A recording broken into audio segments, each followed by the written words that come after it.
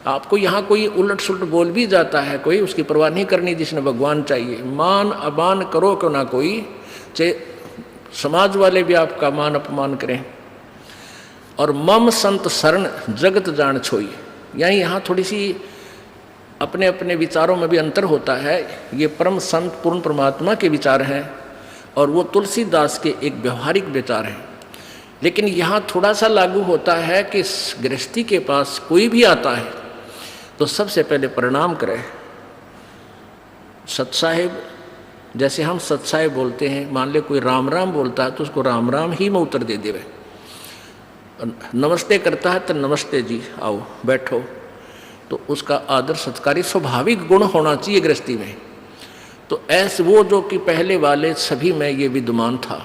तो राजा जनक खड़े हो गए सिंहासन छोड़कर जब एक ऋषि जी उनके द्वार पर आए, साधु वेशभूषा वाले, और अलग से एक गद्दा तकत सुचा साफ तक बना रखे, क्योंकि ऋषि लोग आते जाते रहते थे संतों के पास, राजाओं के पास, तो उनके लिए अलग आसन बनवा रखे थे। अच्छे कपड़े स्वच्छ धोकर रखा करते थे। नौकरों को आदेश दिया कि ऋषि जी आगे हैं और उनका आसन लगाओ अलग से, उनका अलग आसन लगवान लाएंगे। ऋषि जी सुखदेव नौकानो नीचे बैठ गया वहीं पर। तो राजा जनक दौड़कर निकट आए, महाराज यहाँ ना बैठो, महाराज मेरा अपमान ना करो, अपमान ना करो, यहाँ बैठो। उन्होंने बोला नहीं मैं यहीं बैठूंगा। तो राजा जनक कहने लगे भाई ऐसी मेरे से क्या गलती होगी, आप रुष्ट हो ऋषि जी? कि नहीं। फिर बैठे बैठे सारी कहानी सुना दी कि मैं आपको गुरु बनाने आया हूँ और आज मैं ऊपर नहीं बैठ सकता। अब सुथरे दिन आ गए, नर्म आ गया तो भगवान के निकट आ गया। सुखदेव ऋषि बोला कि, और राजा जनक कहने लगे महाराज मेरा क्यों मजाक उड़ाओ, आप तो जन दुनिया को ज्ञान देने वाले, और सूर्य को दीपक क्या दिखाऊंगा मैं सारी कहानी बता दी कि मैं ऐसे ऐसे ऋषि भगवान विष्णु के लोक में गया था, उन्होंने मुझे वहाँ अलाउड नहीं किया। उन्होंने कहा कि मैं आपको गुरु बनाऊं, फिर भक्ति करूं, तब मैं स्वर्ग जाऊंगा, मुझे स्वर्ग जाना है। फिर राजा जनक के जचगी भाई इब तक मैं ठीक बोलता दिखा है। कहने लगा ठीक है महाराज, मैं सुबह नहा धो के स्नान करके सुबह नाम दूंगा तेरे को। अब वो थोड़ी बहुत ज्ञान तो हो जा है कि भाई ये किस टाइप के इंसान होया करेंगे, गृहस्थी ने देख के भी से नफरत करते हैं, ये जो नकली से होया करें। इसकी सारी फड़काड़नी चाहा था, परीक्षा भी लेना चाहा था। उसने अलग से एक मकान में उनकी रहने की व्यवस्था करवा दी और वहाँ एक लड़की की, एक युवा लड़की की ड्यूटी लगा दी कि आप इनकी केयर टेक करो, अतिथि आए हैं, खाना खिलाओ, कपड़े बिछाओ इनके, और कोई असुविधा ना रहे, रात को भी इनके पास। सारी तो उसको ट्रेनिंग दे दी थी लड़की को राजा जनक ने। अब सुखदेव ऋषि अपना आसन पर लेट गया, खाट पे चारपाई पर जो तख्त लगा रखा था। वो लड़की रात्रि के समय जाकर के उसके तख्त पर बैठ गई। सुखदेव ऋषि ने पैर पीछे को कर लिए, वो और निकट आ गई। वो थोड़ा सा और आगे को सरका, वो और निकट हुई तो उठ कर दूर खड़ा हो गया। कहने लगा बहन तू बाहर चली जा। वह लड़की बाहर आ गई। राजा जनक ने पूछा कि क्या क्रिया रही बेटी, कैसा है ये ऋषि जी? ने बोले जी ऋषि जी पक्का है, ऐसे ऐसे मैं बेड पर बैठी आपके आदेश अनुसार। तो इसने सारी ऐसे ऐसी क्रिया बताई, खड़ा हो गया और बाद में बोला बेटी बहन बाहर चली जा। तो बोला ठीक है। अब क्या हुआ कि वो उसका नीचे बिछा दिया कपड़ा, जैसे दरी वरी जो बिछा, वो बैठ गया भगत की तरह और कहने लगे बैठ जा ऋषि जी, अब मैं तुझे उपदेश दूंगा, पहले मैं नहा लूँ, स्नान कर लेता हूँ। अब गरीबदास जी ने अपनी वाणी में लिखा है कि राजा जनक के हजारों की संख्या में रानियाँ थी, पत्नी थी।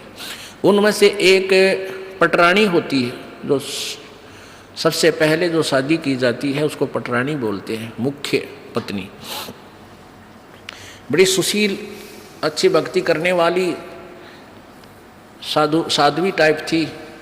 उसको कहा राजा जनक ने कि मैं नहाऊंगा, और पानी गर्म करा, बता दिया था सारा, उसको ट्रेनिंग दे दी थी।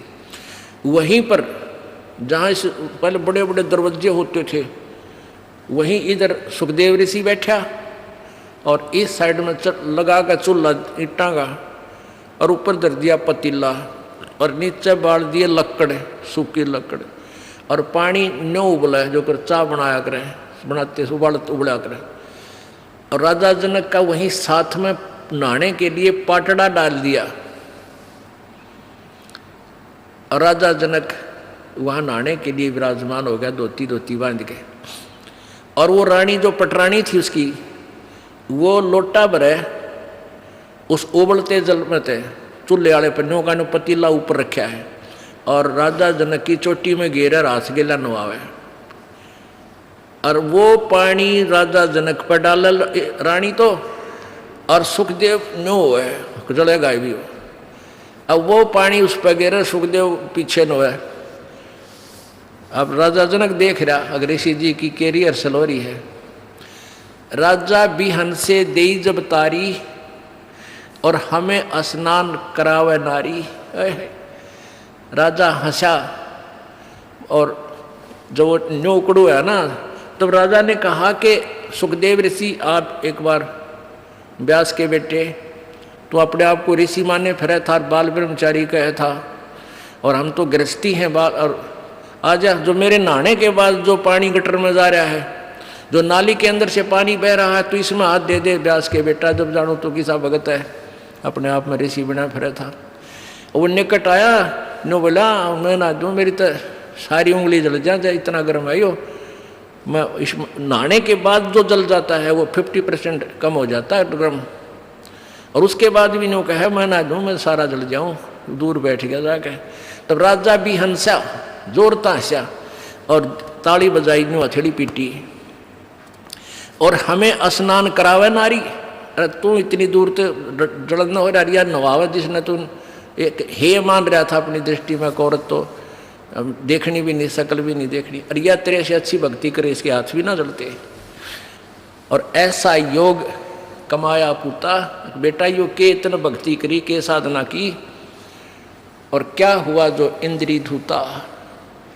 अरे इस क्या हो गया, तन इंद्रियों को काबू करने की चेष्टा कर रही है, इनके खच्चम खच्चा हो रहा। इंद्री कर्म लगाओ किसके, जैसे जिव्या लेप नहीं मधुरस के। हालांकि इस इंद्रियां का के दोष है भाई, इन तो रोक के बैठा, अब जीभ के शहद लगा दे, 1 सेकंड में टेस्ट करके नीचे न कर देगी, जीभ का निशान भी ना पाओ मत होगा। तो इंद्रियां का कर्म नहीं लगे, तेरे मन के कर्म लगेंगे, और मन में दोष आए बिना रह नहीं सकता बेटा, ते तो कितनी बात बना दे। या वो भी जान गया भाई मन तो दुष्ट है, तो 1 मिनट में करा के बूंदी सोच जा, फिर सेकंड में कुछ और सोच ले। तो कहते हैं इंद्री कर्म लगाओगे किसके, जिव्या लेप नहीं बदुरस के। काफी ज्ञान दिया, फिर समझाया उसको। फिर क्या बताया कि रात्रि के समय ये लड़की तेरे बेड पर बैठी, और तेरी क्या स्थिति थी,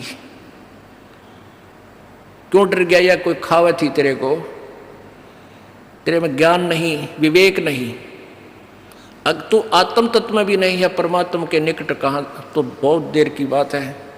योगी पुरुष आत्म तत्व में आ जाते हैं, स्त्री और पुरुष की आत्मा में उन्हें भिन्नता नजर नहीं आती। अगर तू थोड़ा बहुत आत्म तत्व में भी आ रहा होता तो भी तेरे अंदर ये शुक्र पैदा ना होती, और बैठ जाता, कहता जा बेटी बैठ, आओ भाई बैठो, बात परमात्मा की चर्चा शुरू करता, उसको ज्ञान सुनाने लग जाता। अब पे दोष खत्म था, तेरे अंदर दोष था, इसलिए तू सुकड़ा इस्ता। एक बार सांग देखने चले गए 2 जने, एक तो पहले जाता था, एक पहली बार गया था, और वो लड़के उस समय लड़कियों का ही रोल बना के और मेल फीमेल का रोल करा करते। तो नाच रहे थे, कोई गा रहा था, अच्छे सुसज्जित कपड़े मेकअप कर रखी थी। तो पहली बार जो लड़का गया था वो ने कहा दूसरे ने, देख के सुंदर लड़की, देख किसा बढ़िया नाच है। और दूसरा बोला लड़की को ना, यो लड़का है, उसका ना जच्ची बात है ना, तो नहीं बेरा।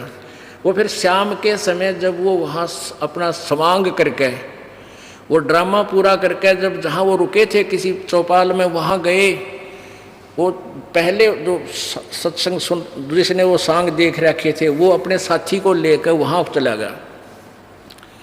किसको? जो पहली बार गया था। कहाँ? जहाँ वो रुके हुए थे, उनके साथ साथ चले गए। उन बच्चों ने जाते ही वो सारा मेकअप उतार कर, कपड़े निकाल कर न्यारे न्यारे टांग दिए, और वो लड़के नो के नो कच्चे कच्चे में खड़े।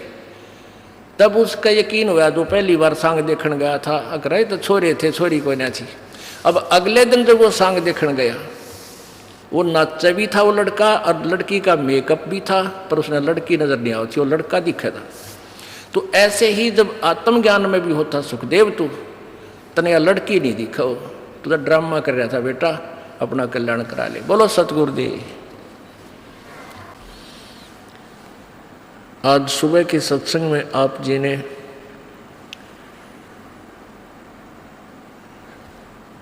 सुना था कि गुरु बिन माला फेरते, गुरु बिन देते दान, गुरु बिन दोनों निष्फल हैं, चाहे पूछो वेद पुराण। आज सुबह के सत्संग का विषय था कि आप इस लोक के रहने वाले नहीं हैं, हम सभी सतलोक से आई हुई वो पुण्यात्मा हैं जो सदा सुखी रहा करते थे, और हम काल के जाल में फंस गए, अपने पैर पे आप कवाड़ा मार के हम यहाँ दुखी हो रहे हैं। अब हमने अपने सतलोक जाना है। जब तक हम सत्यलोक नहीं पहुँचेंगे तब तक ये कष्ट पे कष्ट हमें झेलने ही पड़ेंगे, क्योंकि यहाँ का विधान है, जैसे कर्म प्राणी करता है उसको वैसा ही फल मिलेगा। यहाँ के विधान अनुसार पुण्य भी आपको भोगने हैं और पाप भी आपको ही भोगने होंगे, इसमें कोई परिवर्तन नहीं हो सकता। इसमें परिवर्तन कर सकते हैं पूर्ण ब्रह्म परमेश्वर, पूर्ण ब्रह्म वो कबीर परमेश्वर। उसकी विधि, उसकी पूजा की विधि जैसे वो प्रभु लाभ दे, वो किसी के पास नहीं है, केवल परमेश्वर ने आकर के ही बताई। और चंद पुण्यात्माओं ने परमात्मा का साक्षात्कार किया, और परमेश्वर कबीर जी द्वारा बताई गई भक्ति विधि से अपनी भक्ति साधना की और सत्यलोक चले गए। उनमें से कौन कौन हैं? आदरणीय धर्मदास साहिब जी, आदरणीय मलुकदास साहिब जी, आदरणीय दादू साहिब जी, आदरणीय नानक साहिब जी, आदरणीय घीसा दास साहिब जी, आदरणीय गरीबदास साहिब जी। जब तक हम सतलोक नहीं जाएंगे हम यही दुखी होते रहेंगे। आज सुबह के सत्संग में आपने सुना था कि सतलोक जाने के लिए गुरुजी की आवश्यकता पड़ती है। सतलोक जाने के लिए पूर्ण गुरु की आवश्यकता पड़ती है।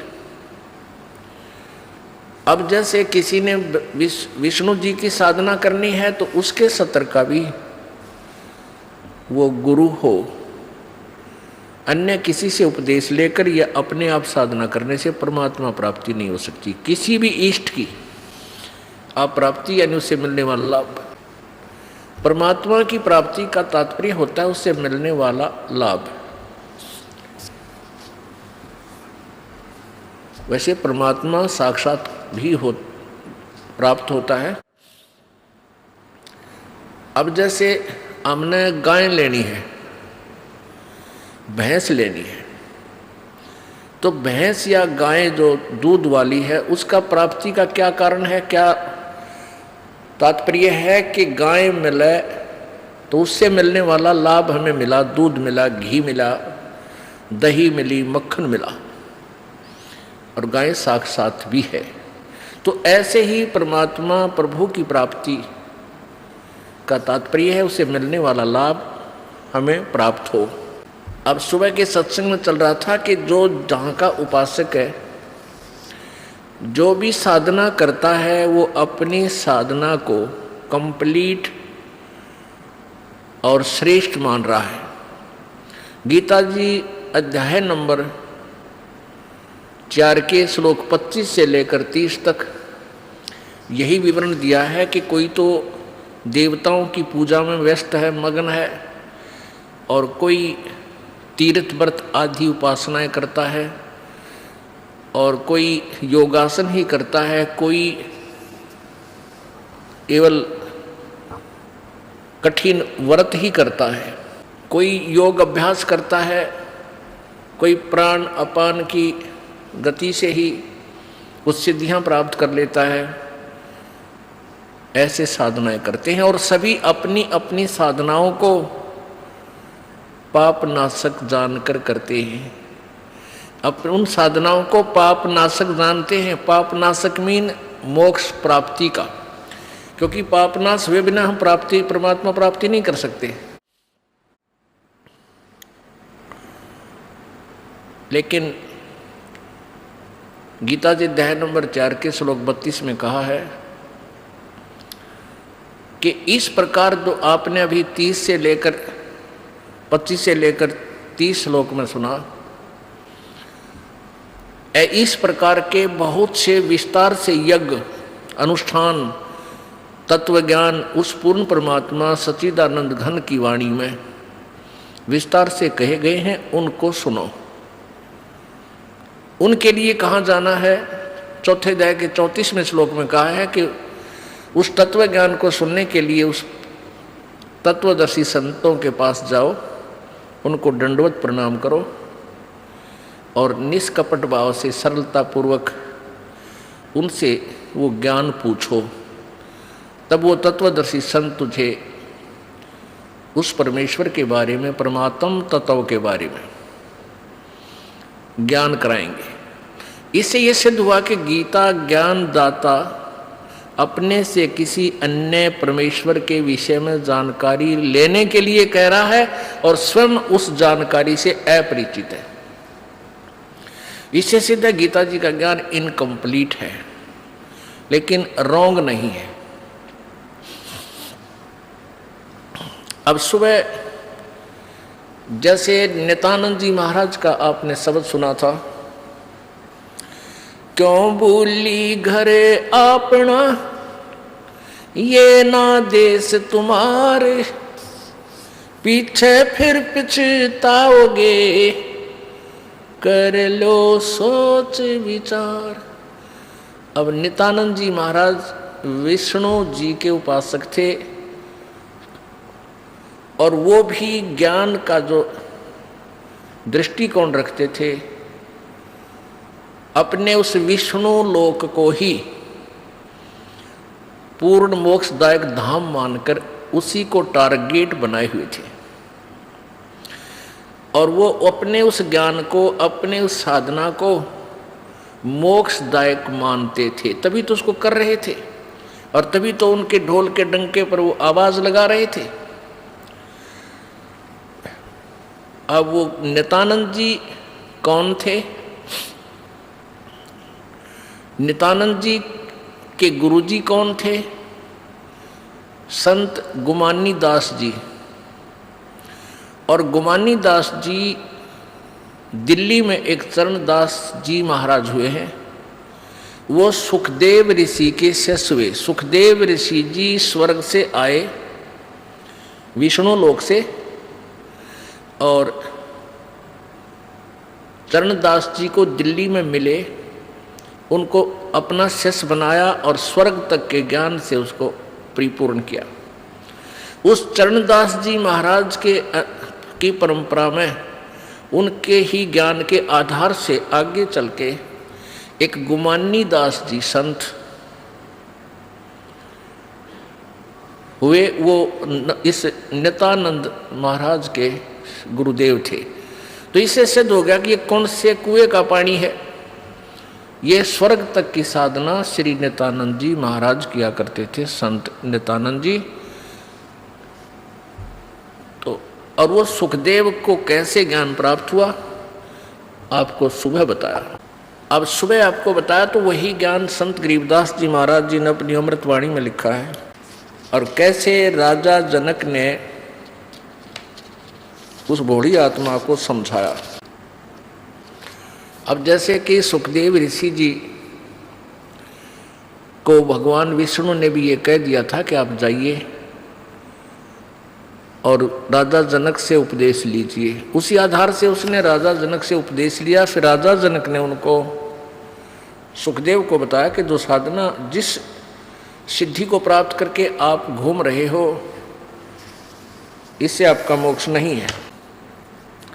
अब गरीबदास जी की वाणी का आनंद, यानी परमात्मा सच्चिदानंद घन की वाणी है ये। परमेश्वर कबीर जी ने गरीबदास जी महाराज जी के अंतःकरण में, अर्थात इस कंप्यूटर में, उनकी आत्मा में, आत्मा की जिप में वो डाल दिया अपना पूरा मटेरियल, पूरा ज्ञान भर दिया। तो गरीबदास साहिब जी ने क्या बताया है? कल्प करी शिव पुरुष को गौरी सुनाया ज्ञान, आशा तृष्णा थिर हुई अमर कच्छ परवान। सुनत ज्ञान अनभय पद बाणी, अंड फूट चेतन भय प्राणी। कोट कोट जन्मों के कर्मा, दमन किए चिन्ह निज धर्मा। ऐसा ज्ञान अगम गौराया, पर जामी चेतन हो आया। चेतन होकर भरा हुंकारा, शिव योगी मन माही संभारा। अब जैसे अमरनाथ कैसे बना? एक समय नारद जी पार्वती जी के पास गए। पार्वती जी से कहा कि हे माई, आपके 108 जन्म हो चुके हैं और आप जन्म और मृत्यु के इस घोर कष्ट को सहन कर रही हैं। भगवान शिव जी के पास एक ऐसा अमर मंत्र है कि वो यदि आपको वो मंत्र दे दें तो आपका जन्म और मृत्यु समाप्त हो जाए। अब पार्वती जी ने कहा कि भाई नारद, आप क्या बात कह रहे हो? भगवान शंकर जी मुझसे बहुत प्यार करते हैं और मुझसे कोई भी वस्तु छुपा कर नहीं रखते। यदि उनके पास ये मंत्र होता और मैं जन्मती मरती रहती, क्या ये मुझे देख सकते थे? भगवान नारद जी ने कहा कि माता, आपके विश्वास के लिए भगवान शिव जी जो गले में 108 जो सिर डाल रखे ना, खप्पर खोपड़ी, वो आपके हैं। आपसे इतना प्यार करता है ये, आपकी मृत्यु के बाद भी आपकी इस निशानी को वो साथ रखता है। लेकिन मंत्र आपको नहीं दे रहा, ये मुझे नहीं मालूम, ये वही बताएंगे। पार्वती एकदम थर्रागी, सारी कांपेगी कि सचमुच जो वो शीश, वो गले में उन्होंने जो ये खोपड़ी की माला पहन रखी, वो सचमुच मेरे हैं। अखा माता आपके हैं। और नारद कभी झूठ नहीं बोला करता। बोला भाई बात तो तेरी ठीक है ऋषि जी। अब नारद जी तो लगा के इंजेक्शन निकल गए। अब पार्वती के बेचैनी होगी कि भी नारद जी ने हमसे क्या लेना देना था झूठ बोल के, और भगवान शंकर जी मुझे मंत्र नहीं दे रहे, ये क्या कारण है? समझ में नहीं आई। भगवान शिव जी सामने घर पर आए और पहले तो पति पत्नी का व्यवहार आपको मालूम है जैसा होता है। ये भले ही परम आत्मा है, यानी श्रेष्ठ आत्मा है, लेकिन है ये भी जीव ही। इनके अंदर भी वही गुण और अवगुण है जो आप जी में है, लेकिन आप जी में हमसे वो उत्तम गुण अधिक है। दुर्गुण भी थोड़े से कम है, पर हैं अवश्य। तो पहले तो पार्वती नखरे कराया करती जब वो घर पाते, ईब तक कहाँ थे आपने, महाराज जानने को नहीं, यानी जिस तरह की व्यवहार बातें होती है, कभी अकड़ जाती। अब उस दिन जब आए भगवान शंकर जी और चरणों में गिर गई। अब जब भगवान शंकर जी आए, आते ही चरणों में लौट गई। चरण पकड़ कर रोने लगी। तो शंकर भगवान ने सोचा आज यह उल्टी गंगा कैसे चढ़ गई, कमाल हो गया भाई, आज ये मेरे चरणों को कैसे पकड़ रही है। तो उसने सोचा किसी ने कुछ 19-21 कह तो नहीं दिया किसी यहाँ के देवता ने। तो पूछा क्या कारण है, किसने कुछ कहा तो मुझे बताओ। अब वो रोती रोती कह रही है कि भगवान अवश्य मुझ दासी से कोई भूल बनी है, मैं अवश्य मुझ में कोई त्रुटि रही होगी, आपने मुझसे एक अनमोल वस्तु छुपा रखी है। अब शंकर भगवान तो सोच भी नहीं सकते थे कि इसकी बुद्धि वहां तक पहुंचेगी। ये तो गहने और जेवरात तक उड़ जरी थी, बताई आभूषणों की डिमांड किया करती थी, और आज ये क्या। तो उसने सोचा कोई पहरे देख ली होगी बढ़िया आभूषण, तो उसने सोचा या कोई और डिमांड करती होगी। तो पार्वती ने कहा आपने मुझसे कोई अनमोल वस्तु छुपा रखी है, हे भगवान ये आपके गले में ये मेरे ही शीश हैं क्या। अब शंकर भगवान बोला कि कौन आया था आज अपने, मैंने सच्ची बता।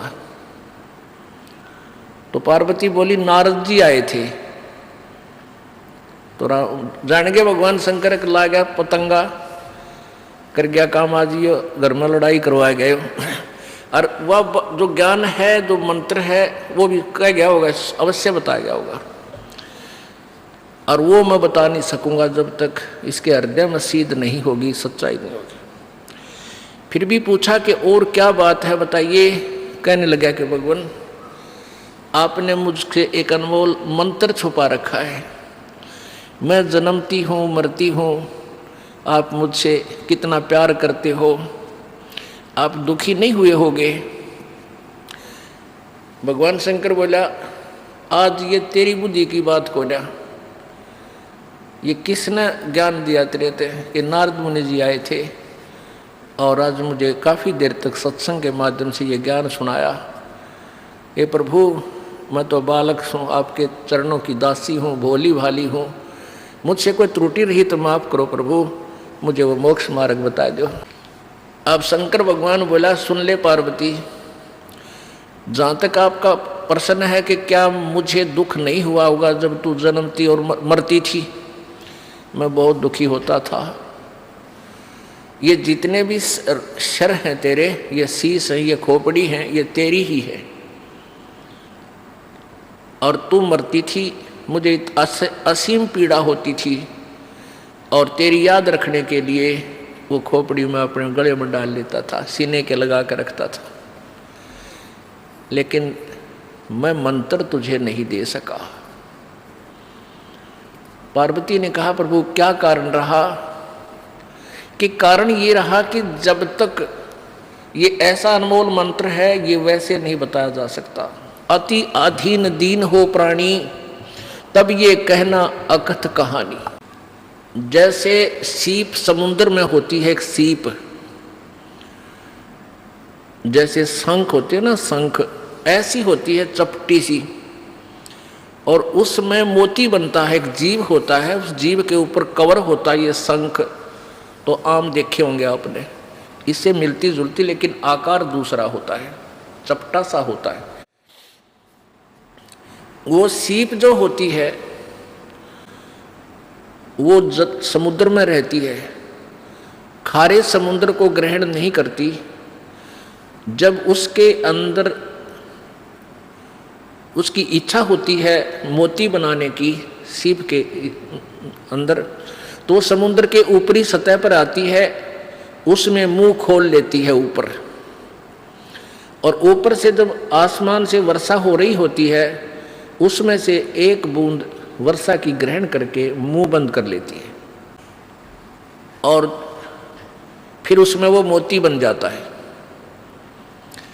और सीप का मुंह खुला ना हो, सीप का मुंह बंद हो, और वो ऊपरी सतह पर हो, चाहे पूरा सावन बरस जा, कितना ही वर्षा हो ले, वो उसमें मोती नहीं बन सकते क्योंकि वो वस्तु अंदर नहीं जा सकी। तो भगवान शिव जी ने कहा कि अभी तक तेरे अंतःकरण में डिमांड नहीं थी इस मंत्र के पाने की। आज जो तेरे अंदर प्रेरणा भरी है, ये नारद जी की वचनों ने, सत्संग ने आपके अंदर यह तड़फ पैदा कर दी है और इस तरफ से आज तेरा अंतःकरण का मुंह खुल गया। अब मैं ये ज्ञान दूंगा पार्वती तेरे को, अब तेरे अंदर जाएगी यह वस्तु। और उससे पहले यदि मैं तुझे कहता तू कान्ना पे कटाड़ा थी। मैंने बहुत बार आपसे कोशिश की समझाने की कि परमात्मा की भक्ति करनी चाहिए, प्रभु का मंत्र एक अनमोल मंत्र होता है, उसका जाप करने से मोक्ष होता है। आप टाल जाती थी, आप कह देती थी मुझे भगवान मिला हुआ, मुझे किसी की भक्ति की आवश्यकता नहीं है, मैं और किस भगवान की पूजा करूं। आप जो मेरे पति और 3 लोक के मालिक, दोनों भगवान, तो इसलिए पार्वती मैं चाह कर भी तुझे ये मंत्र नहीं दे सका। तो फिर कहा कि अब चल तुझे नाम दूंगा, एकांत स्थान पर चलेंगे, ये ऐसा मंत्र है किसी को नहीं बताना, थर्ड पर्सन को, और थर्ड प्राणी हमारी ये बात सुन भी नहीं ले, क्योंकि इस मंत्र को यदि कोई सुन लेगा, उसका जाप कर लेगा, उसमें बहुत सी सिद्धियां आ जाती हैं और वो सिद्धियां पाकर फिर अपना ही शत्रु बन जाएगा हमका, भगवान शंकर कह रहे थे। इसलिए इसको ऐसे स्थान पर तुझे बताऊंगा कि कोई दूसरा ना सुन सके। जहाँ पर ये अमरनाथ बना हुआ है, वहाँ जाकर के भगवान शंकर जी ने एक सूखा वृक्ष देखा, सूखा वृक्ष जिसके कति सूख जाकर पत्ते वत्ते नहीं हो के वो टहनी और तना खड़ा हो, उसके पास जाकर के और ऐसे 3 बार ताली बजाई, नो ऐसे दौड़ते, इतनी जबरदस्त आवाज हुई कि आसपास के कोई पक्षी भी था भूल भटक कर वहां पर सब उड़ गए, जीव जंतु दूर भाग गए। और वहां इसलिए बैठे थे, आसन लगाया था कि यहाँ कोई प्राणी भी आकर, कोई पक्षी बैठ भी जाओगा मेरी नजर पड़ जाएगी और जहाँ पत्ते होंगे मैं नहीं देख सकूंगा। उसमें क्या था कि उसकी एक खोगर, एक बिल था उस वृक्ष के तने में, और उसमें तोते, मादा तोती ने अंडा दे रखा था, मादा तोते ने अंडे दे रखे थे। तो जो स्वस्थ अंडे थे वो तो भगवान शिव जी की ताली से और उनके वचन की कल्पना से कि यहाँ कोई अंडे भी हों वो भी स्वस्थ हो जाए और पक्षी बनकर चले जाएं, ऐसा ही हो गया। उसमें एक अस्वस्थ अंडा था, वो नहीं स्वस्थ हो पाया उस भगवान की तारी से और उस कल्पना मात्र से। तो फिर भगवान शिव जी ने पार्वती से कथा सुनानी चाहिए, क्योंकि ये भगवान भी किसी और परमात्मा के विषय में जानकारी देना चाहते हैं और देते हैं। इनको भी पता है कि कोई और शक्ति है, लेकिन कंप्लीट ज्ञान इनको नहीं है। जैसा भी उनके ज्ञान था, लेकिन ये परमात्मा है, श्रेष्ठ आत्माएं हैं, पिछले जन्म के पुण्यकर्मी प्राणी हैं, तभी तो 3 लोक के ये प्रधान बने हुए हैं। अब जैसा शिव जी भगवान ने ज्ञान है वो पार्वती को बताना शुरू किया। क्या बताया कि नीचे मूल कमल है, मूल कमल में गणेश जी का वासा है, इसका ये मंत्र है। उसके ऊपर स्वाद कमल है, उसका ये मंत्र है। सावित्री और ब्रह्मा जी का वास है। और नाभि कमल में विष्णु और लक्ष्मी जी का वास है, इसका ये मंत्र है। ये ऐसे ऐसे जाप करो। और हृदय कमल में शिव जी का जाप, शिव जी का कमल है और इसका ये जाप है। और कंठ कमल में दुर्गा का ये मंत्र है, इसका ये जाप करो। ऐसे ऐसे चलते रहो, ऐसा दिखाई देगा, फिर आगे चल के ऐसा होगा, आगे जब उसमें पहुंचोगे वहाँ ऐसा होगा, उसका इतने कलर हैं, उसका ऐसा कलर है उस कमल का, उसके इतनी पंखड़ी हैं। अब पुण्यात्माओं, यहाँ एक शंका आपके मन में आओगी कि शंकर भगवान और किसी शिव जी का कमल बता रहा है। यही ज्ञान बहुत देर से समझ में आओगा। अभी आप इतना ही सुनते रहो, जैसा काम चलाऊ सा, क्योंकि ये जो कमलों में रिफ्लेक्शन है ये इस काल भगवान का है, जो ये ब्रह्मा विष्णु शिव रूप में रहता है। इसलिए ये खुद कह रहा है कि इसमें शिव भगवान का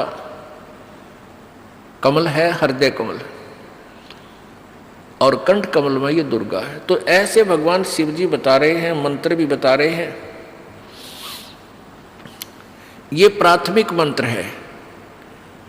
जिस भी संत या महंत भगत को यथार्थ ज्ञान प्राप्त हुआ है तो इस मंत्र से प्रारंभ हुआ है सभी का। ये मंत्र अवश्य जाप करने पड़े हैं। ये प्राथमिक मंत्र है और ये यहाँ का इनका फाइनल मंत्र है ब्रह्मा विष्णु महेश तक का।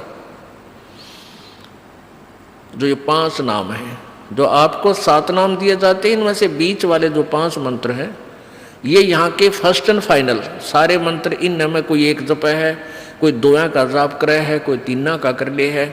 उनको कंप्लीट रेसो नहीं, कंप्लीट चूर्ण नहीं है उनके पास, यानी वो पूरी दवाई नहीं बना पाए।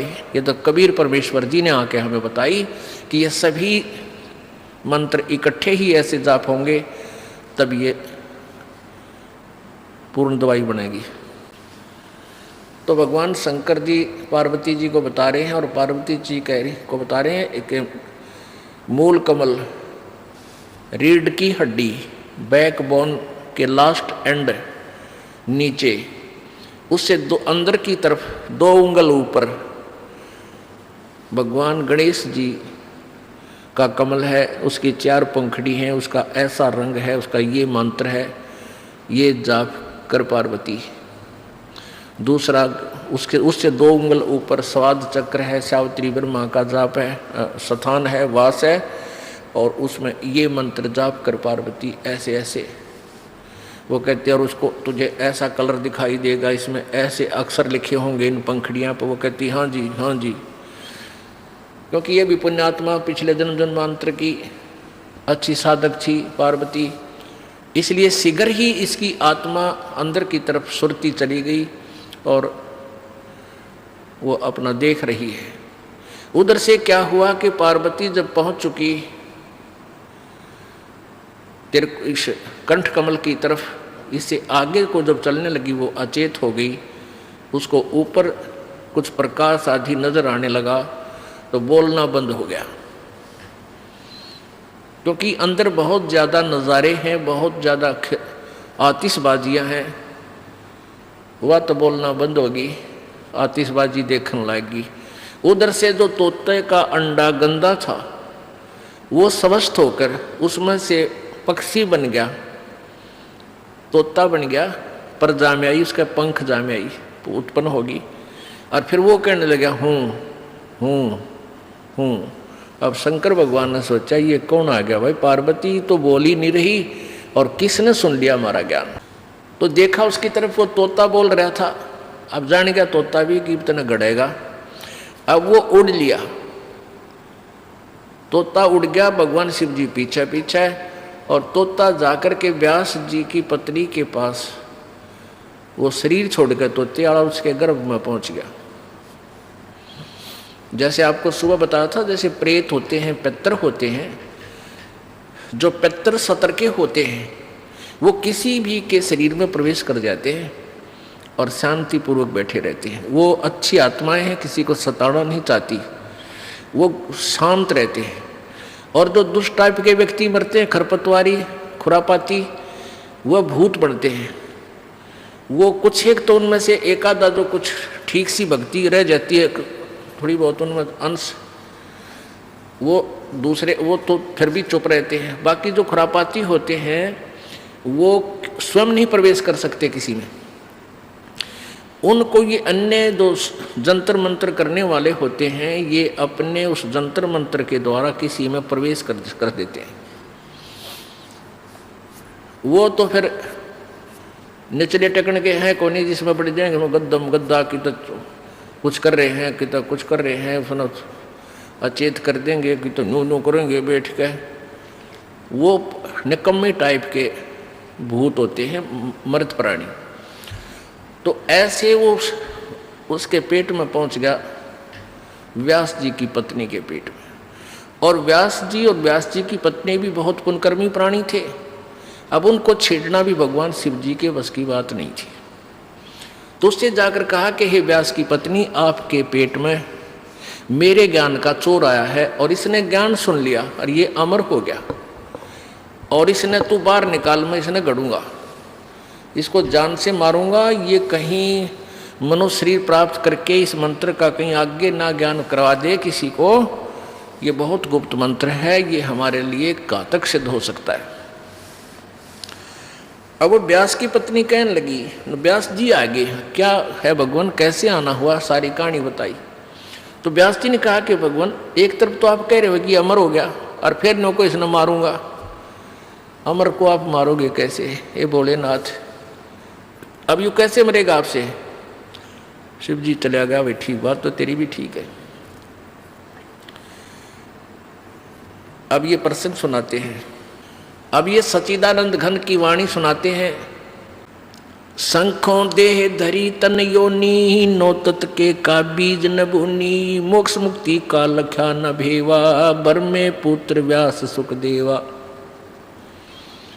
सतगुर मिला महादेव बंका, 84 की मिटी न शंका, 78 जन्म गौरी भरमाई, शिव को रुंड माला गल लाई।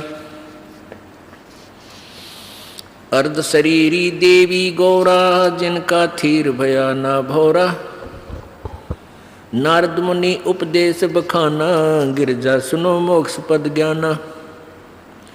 सुन हे देवी गौरा माई, 68 तीर्थ पर भी नाई, पिंड प्रदान किए कै बारी, खुली नहीं तेरी मुक्ति दुआरी।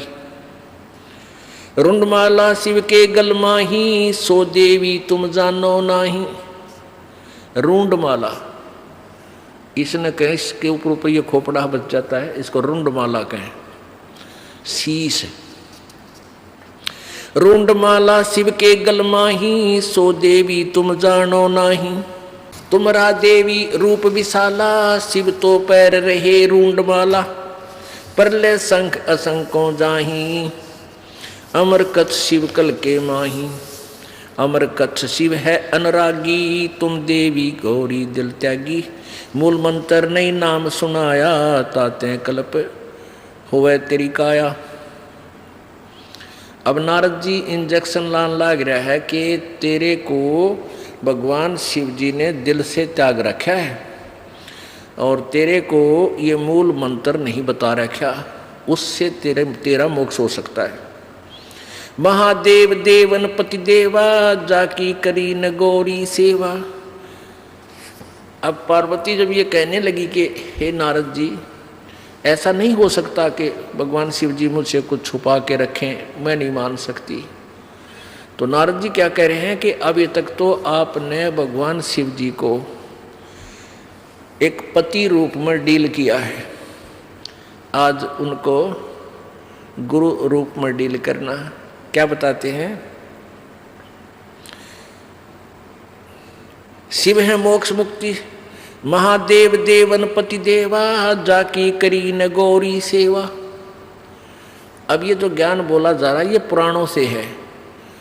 अब ये जो सच्चिदानंद घन की वाणी यानी कबीर परमेश्वर की वाणी है जो गरीबदास जी बोल रहे हैं, ये गरीबदास जी के सत्र का ज्ञान नहीं है, जो पार्वती और नारद जी की वार्ता हुई वो बताई है। नारद जी और को कितना ज्ञान है, ये शिव जी को महादेव और देवताओं के भी देवता मानते हैं, वो अपने सत्र से बोल रहा है। यहाँ निर्णय आगे देंगे गरीबदास जी इसका। ये नहीं समझना कि इस वाणी में भी तो लिखा है कि महादेव शंकर भगवान को महादेव लिखा है, देवताओं का भी देवता लिखा है। ये उनकी वार्ता एज इट इज लिखी गई है। महादेव देवन पति देवा, जाकी करी न गौरी सेवा, कर बंधन कर शीस नमावो, हो तन मन अर्पो शीस चढ़ाओ। ओह, कि तूने ये अनमोल मंत्र लेना है। अब आपने उनकी सेवा एक गुरु रूप में नहीं की, अब तक पति रूप में डांट मारी है। और कर बंधन कर जो शीश निभाओ, ओहे हाथ जोड़ के शीश निभाओ, और तन मन अर्पो शीश चढ़ाओ। शिव है मोक्ष मुक्ति के दाता, तासे भेद कहूँ गौरी माता। चरण गहो चिंतामणि केरा, ताते प्राण अभय हो तेरा। कमल रूप देवी दिल कीना, नारद मुनि उपदेसी चीना। जद आए शिव मंगल अवधूता, देवी चरण लिए सतरूपा। कमल रूप देवी दिल कीना, कमल जैसा कोमल और निर्मल दिल देवी ने यानी पार्वती ने किया। और कैसे उसके अंतःकरण में ये तरफ जागी कि वो नारद जी मिल गए। इसका वर्णन बता रहे हैं कि कमल रूप देवी दिल कीना, नारद मुनि उपदेसी चीना। जद आए शिव मंगल अवधूता, देवी चरण लिए सतरूपा। जब भगवान शिव जी घर पर आए तो पार्वती ने सच्चे दिल से सतरूपा उनके चरण पकड़े। चरण पकड़ बोलत रोवत है बाला, चरण पकड़ रोवत है बाला। मेरे शीश किए रुंडमाला, कि आपने मेरे सिर आपके गले में माला बना रखी। मोसे भक्ति दुराई देवा, मैं जानी नहीं तुम्हारी सेवा। आपने मेरे से भक्ति छुपा रखी है और आप किस तरह प्रसन्न हो गए ये ज्ञान मुझे नहीं था। चरण पकड़ रोवत है बाला, मोरे शीश किए रुंडमाला। मोसे भक्ति दुराई देवा, मैं जानी नहीं तुम्हारी सेवा। मोसे भक्त दुराई स्वामी, हमसे भेद कहो निज धामी। मैं अबला हूँ बालक भोरी, पार निभाओ हमारी डोली। मैं बाला हूँ, मैं अबला हूँ बाला भोरी। मैं एक बालक हूँ आपके सामने, भोली भाली हूँ, अबला हूँ यानी निर्बल हूँ, और मेरी डोली पार निभाओ, मुझे मोक्ष मार्ग बताओ। पूर्व जन्म की कथा सुनावो, मूल मंत्र हम शिव गो रहो। मूल मंत्र महबूब का ई सुनाओ मोही। देखो निर्णय आ रहा है कि मूल मंत्र महबूब का, उस परम प्यारे परमात्मा सत्य पुरुष का वो मूल मंत्र मुझे हे भगवान सुनाओ। और जुगन जुगन का पातक कटे, छूटते दिल द्रोह। मूल मंत्र महबूब का ई सुनाओ मोही। जुगन जुगन पातक कटे हैं, छूटत है दिल द्रोही। भूल रही भव सागर हम ही, मोक्ष मुक्ति के दाता तुम ही। शीश पकड़ सुन देवी बाता, को उपदेशी मिला विधाता।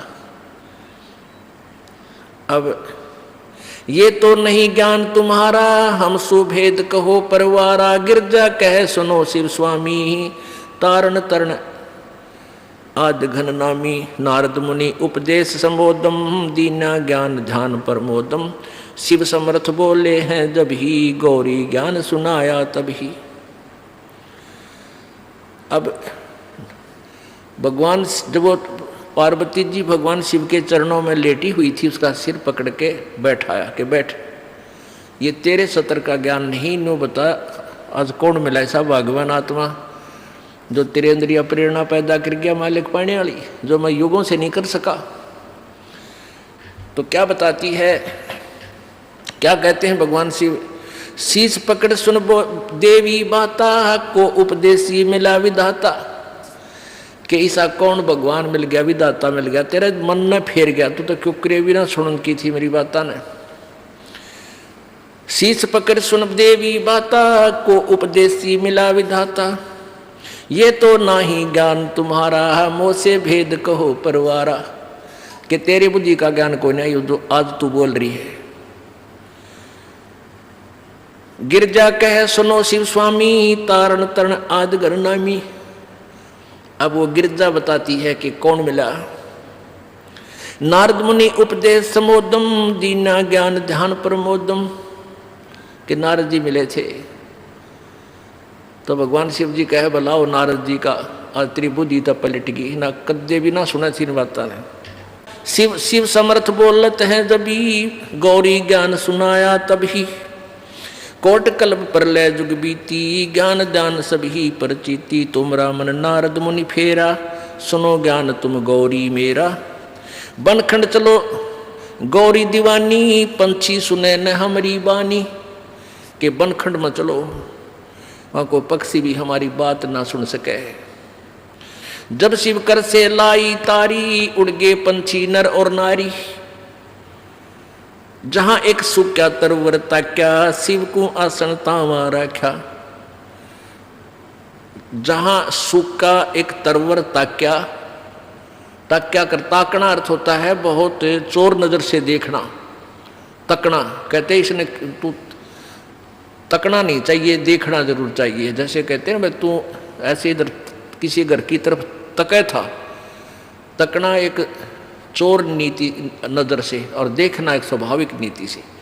तो ऐसे चोर नजर से ताक्या देखा कि कौन सा स्थान हमें ठीक सूटेबल रहेगा जहां कोई पक्षी भी ना आ जाए। जहां एक सूखा तरवर ताक्या, शिव को आसन तावा रखा। जहां एक गंध अंड तिस माही, तिस जानत है समर्थ साई। उसके अंदर एक गंदा अंडा पड़ा था उस खोखर में, उस वृक्ष की खोगड़ में।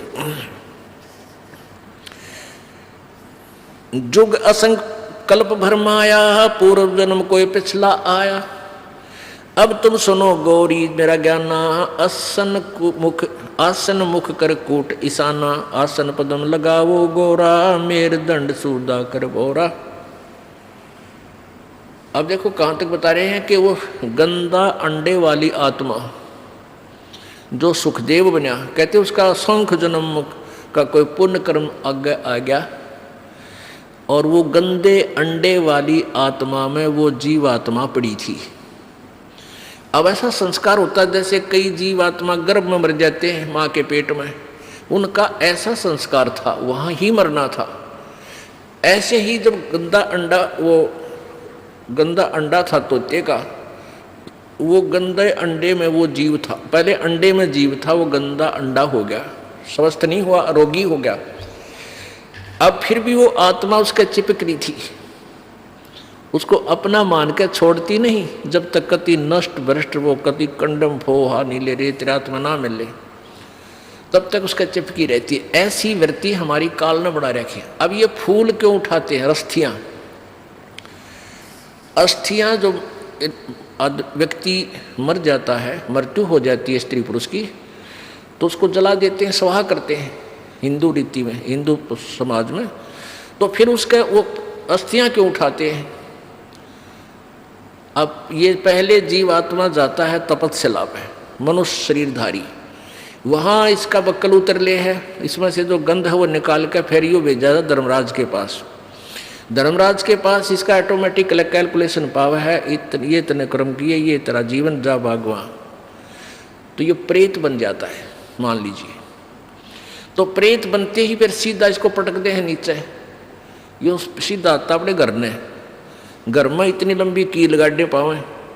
फिर यो बार बार फिर देखता है तेरे शरीर को कहाँ ले गए थे, शमशान घाट में। वहाँ पहुँचता है ये सूक्ष्म शरीर में, ये प्रेत आत्मा बनकर। तो वहाँ वो अपनी हड्डियों को अपनी मान के उनके चिपक जाता है। अकिया मेरी या मेरी क्यों ताज़ा जला पावे, नारी पहचान हो सब उसकी तय, उसका चिपक जाए, ये है मेरा शरीर। अब ये क्या करते हैं जंतर मंत्र करने वाले, ये सेवड़े शावड़े नालायक, कि उन अस्थियां उठा लावें, उन अस्थियां को चिपक्या हुआ आवे क्यों मेरी है। फिर उसका करके जंतर मंत्र और फिर उसको किसी और में प्रवेश कर देते हैं, वह बिरान माटी उसकी भी और अगले की भी शुरू हो जाती है। तो इन पेट भर संतों ने, ऋषियों ने, गुरुओं ने क्या सोचा कि इन एक धंधा और दे जा, जिसका मरे है ये स्त्री या पुरुष। उनको ये कहने लगी, इनके पास कोई मोक्ष मार्ग तो था नहीं कि इसका कल्याण हो जाए बेचारे का। तो वह यूँ कहने लगे तुम इन सारी राख न डाल के और गंगा में बहा दो, अब गंगा में दरिया में डाले पाछे वो कितना का कित जाएगा, उसका भूत ने बेरा पट्टे ना कौन सी